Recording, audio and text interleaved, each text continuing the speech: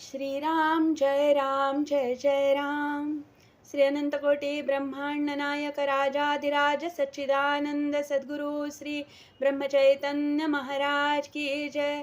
जय जय रघुवीर समर्थ। श्रीराम।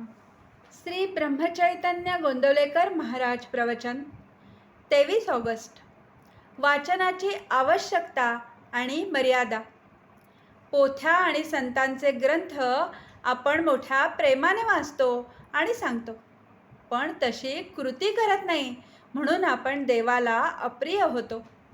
संतांचे ग्रंथ हे अगदी प्रिय व्यक्तीच्या पत्राप्रमाणे मन लावून वाचावेत. हा ग्रंथ माझ्याच करता सांगितला आहे, तो कृतीत आणण्याकरता आहे, ही भावना ठेवून वाचन करावे. ग्रंथ लिहिणाऱ्याची तीव्र इच्छा असते की त्याप्रमाणे लोकांनी आचरण करावे.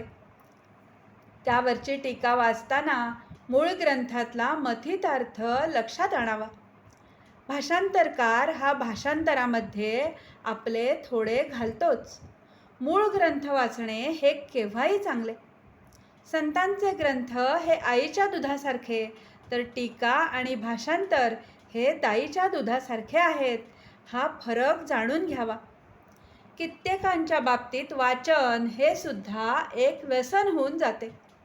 उगीच वाचित बसण्यात फायदा नाही. नुसत्या वाचनाने काही साधत नाही. जितके वाचावे तितका घोटाळा मात्र होतो. वाचावे कुणी, तर ज्याला पचवण्याची शक्ती आहे त्याने. बाकीच्या लोकांनी फार वाचू नये. त्यातही वर्तमानपत्र वाचित वेळ घालवणे म्हणजे आपण होऊन जगाला घरी बोलावणे होय. वाचनाचे मनन झाले पाहिजे. मनन झाले की ते आपल्या रक्तामध्ये मिसळते. वाचन आणि साधन बरोबर चालावे, मग साधकाला वाचनापासून खरा अर्थ कळतो आणि आनंद होतो. साधन आणि वाचन असले की साधक कधीही मागे पडायचा नाही. उपनिषदे, गीता, योग वसिष्ठ यांसारखे वेदांत पूर्ण ग्रंथ वाचणे आणि समजावून घेणे आपल्या उपासनेला आवश्यक असते. गीता ही सर्व ग्रंथांची आई आहे. प्रवृत्ती आणि निवृत्ती, कर्मयोग आणि कर्मसन्यास यांचे एकीकरण करण्यासाठी गीता सांगितली आहे, हे लक्षात ठेवून ती वाचावी. वेदांत हा आचरणात आणल्याशिवाय त्याचा उपयोग नाही.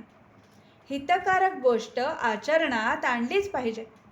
समजा आपण एका गावाला जायला निघालो आहोत आणि मोठ्या रस्त्याने जातो आहोत.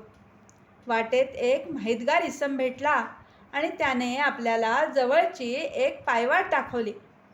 त्या पायवाटेने आपण आपल्या गावी लवकर पोहोचतो.